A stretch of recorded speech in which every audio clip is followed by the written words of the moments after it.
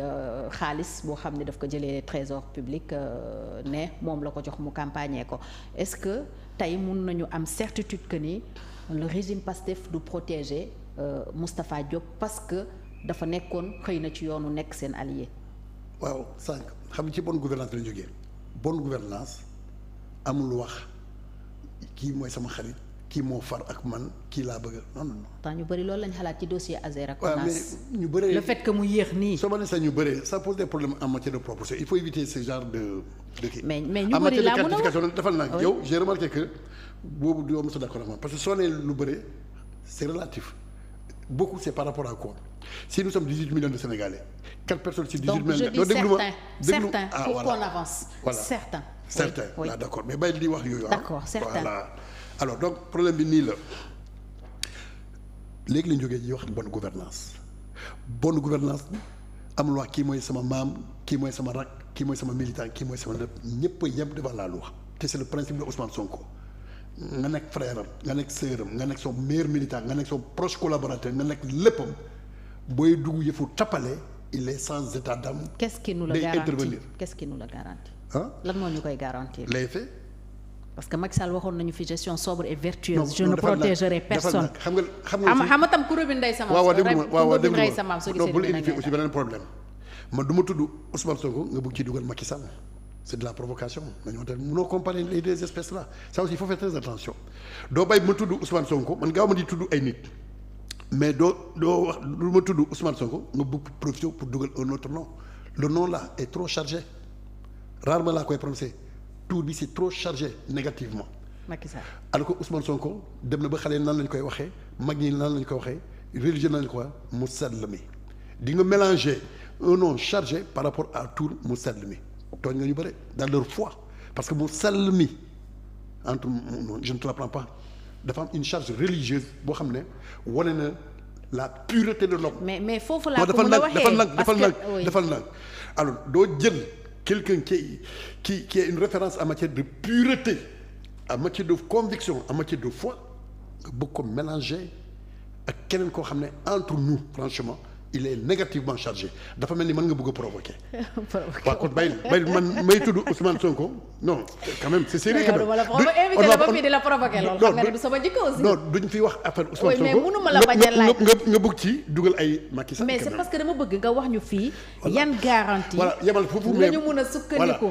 dama ne la li tax ñuy inquiété wu li tax ñu koy laaj mooy Macky Sall mi fi nekkoon président de la République daf ñu am lu mu ñu fi tigoon. waaw dafa mel ni da nga bëgg a ñëpp gëmoon ko. waaw booy wax Sonko c'est pas par rapport à Macky Sall kooku soo ko defee provocation. par rapport aux promesses laay wax. waaw defal nag même promesse Ousmane Sonko nekkul koo xam ne dafa bëri lu muy def ay promesses parce que lan la homme de conviction la te les hommes de conviction ils n'ont pas besoin de promettre c'est dans les faits Ousmane il est sobre dafa démystifier yu bëri il a souffert. compromission su nekkoon un élément de corrompu fekk defoon na compromission bu yàgg dans les moments yoo xam ne façon kii bu nekk ñu ngi koy def mais dans ce monde aujourd'hui boo bëggee def les grandes ruptures et les grandes avancées il faut avoir la confiance du peuple souverain le peuple souverain pour nga mën a am confiance ak ñoom il faut ngeen signer un contrat moral boobu lan ça se fonde sur la sincérité sur la dextérité sur la probité valeurs yooyu boo leen amee ça suffit.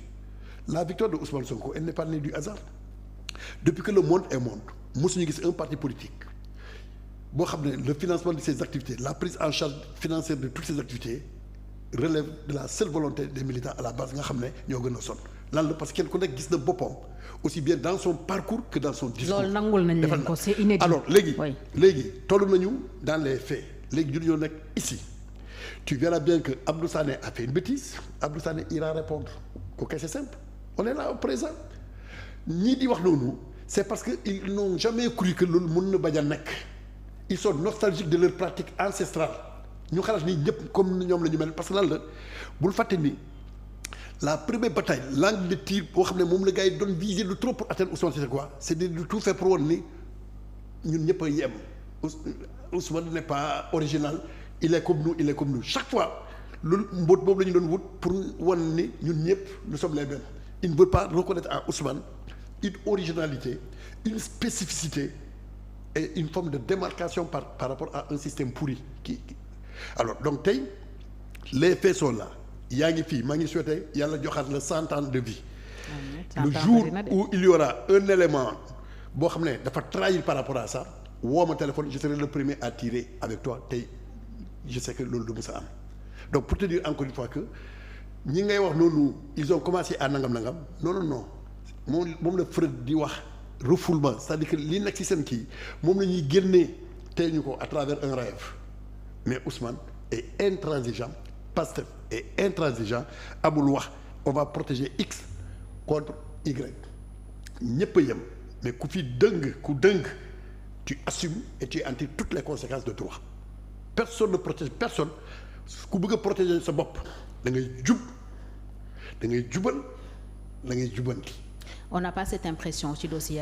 L'impression est superficielle. sama ne impression ma may la ko luy impression c'est des sentiments superficiels que l'on exprime par plusieurs moyens impression la moi je suis dans la certitude bokkul yow impression loo wax ci impression kenn du ci dugal mooy lan mooy comme ku ne. niñ ko gisee lañ mën a wax mais Abdou Sané. donc moi je suis dans la certitude bokkul yow tu es dans l'impression qui est empirique qui est superficielle moi je suis dans la certitude absolue. mooy li am d'accord mais nangu nga ne dossier ONAS bi quand même waroon nañ ko mun a leeral def ci Pastef bi nga xam ne moom moo ci wax. ban délai selon toi comme journaliste nga selon toi ban délai moo mën a tax ba ñu leeral ko. amul délai le temps de la justice n'est pas le temps de la politique. la déglu ma kon bu fekkee ne yow gëm nga ni amoo délai pour lan ngay dugg ci wax yooyu bul yàkkamti. mais dañ ci gisul dara. mais d'accord nga ni amul délai est-ce que c'est pas un problème par rapport à la reconstitution des faits am nay enquête ça peut aller trop loin ñaata nit ñoo nekk parfois dans les prisons pendant 5 ans keneen kii ñu jàpp ko tey ñu jugé ko tey bokkul mais yow mii réglé nga question bi boo demee ba ne amul délai lu amul délai amul yàkkamti aussi da ngay def naan. oui mais bu ñu dégloo ku mel ni docteur Cheikh Dieng dans cette affaire. waroon nañu mun a déglu le ministre Cheikh Tidiane Dièye et puis ñu def enquête. bon finalement yow yaa bëgg remplacer les juges loolu tam beneen affaire la. non je ne remplace pas les juges mais dama lay wax tey crainte yi nit ñi am. parce que dossier boobu à chaque fois dafay ñëwaat. waaw déglu ma suñu laalee des dossiers man Fatma Thiam bi ma xam. ci micro laa ko xamee ak ci caméra. léegi bu fekkee yow yaa bëgg remplacer juges yi pour nga wax leen li war a am ñoom ñoo parce que da nga ne dafa war a déglu am nga doole de yow yaa war a wax sax lu mu war a def. non mais nit moo tuumaal kon demal nga remplacer c'est un DG qui a accusé un ministre. oui ministre boobu démissionné wul. oui dàquñu ko mi ngi ci gouvernement bi. kenn waxatul ci dossier boobu ministre de la justice. biñ ko ci kenn waxatul ne veut pas dire que le dossier n'évolue pas attention pourquoi ngeen defee ne pour que ñu naan lii mi ngi avancé il faut que ñu wax loolu mooy indi ngeen encouragé Sénégalais yëpp ñu nekk ay waxkat je te dis que na kenn ku nekk yem ci liggéeyam yow le problème mooy lan d'accord nga ni amul délai deuxièmement amul fenn fu ñu ne le dossier a été classé.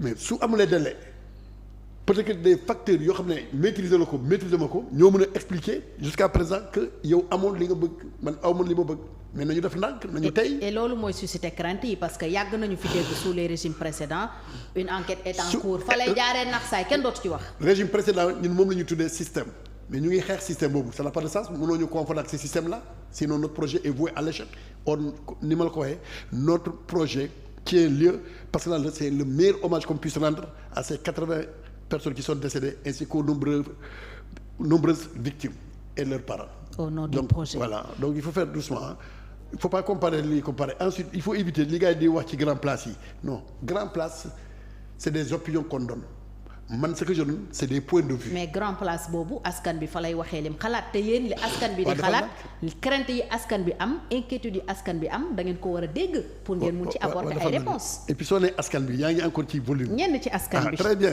donc ñenn ci askan bi moom laa la wax kooku kenn mënu ko teeree depuis que l'homme a existé sur terre am na lu ñuy wax opinion day am mooy lu ñuy wax grand place.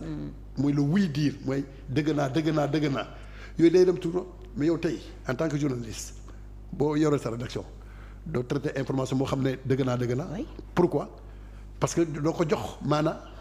c'est ça l'opinion man li ma joxe c'est un point de vue ça procède de l'analyse et de la densité de la profondeur dans les analyses des faits bokkul donc fële opinion la ñun quand on parle en responsable on donne des points de vue qui sont fondés sur un argumentaire dense et profond et solidement argumenté et sur des faits bokkul alors est-ce que mën nañu comprendre ne à travers la centralisation bi premier ministre décidé doxal au niveau de la primature bokk na ci même mooy valider léegi les dépenses d'investissement dafay jouer son rôle de porte-étendard du projet wala am na leneen lu nekk ci ginnaaw.